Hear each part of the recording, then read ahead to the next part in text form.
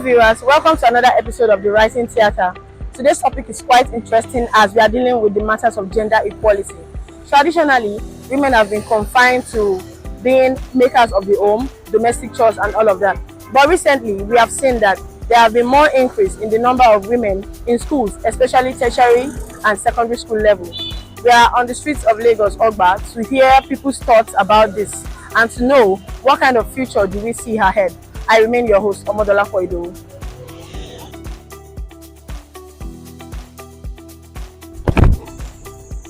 Simply because of breadwinning capabilities.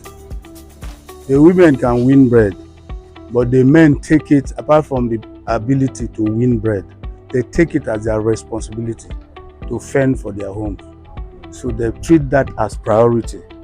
They go out to look for jobs to guarantee money and resources for the home. Now, the ladies, they send them to school to make them presentable. So at the end of the day, their market value will be enhanced. Men will go for them.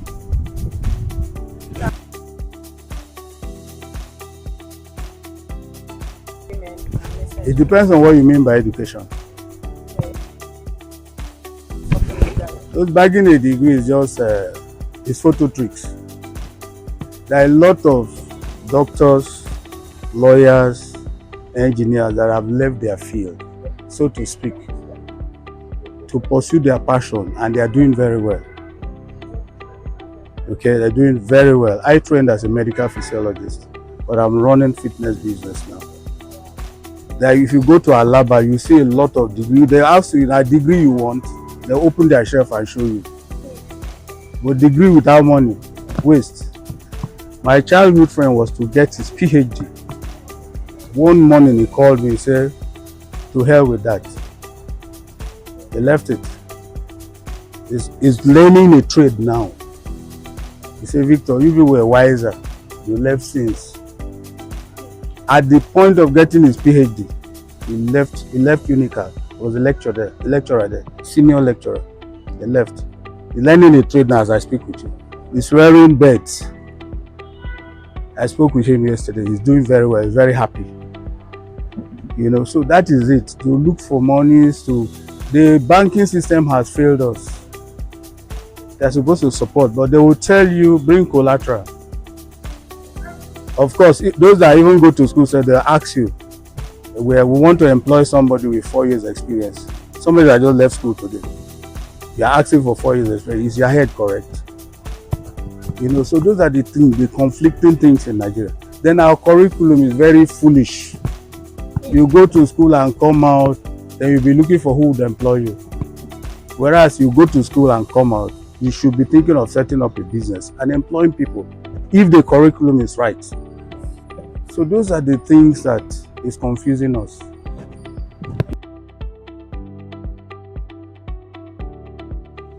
Well, you know, women are naturally more focused.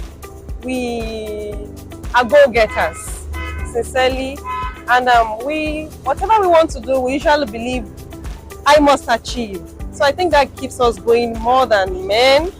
Men sometimes feel, well, whatever I do, I'll still be the head of the family or something. But a woman believes, even if I have a husband that provides, I have to still get something doing so as to be a good example to other women or something. So yeah, I think that's it.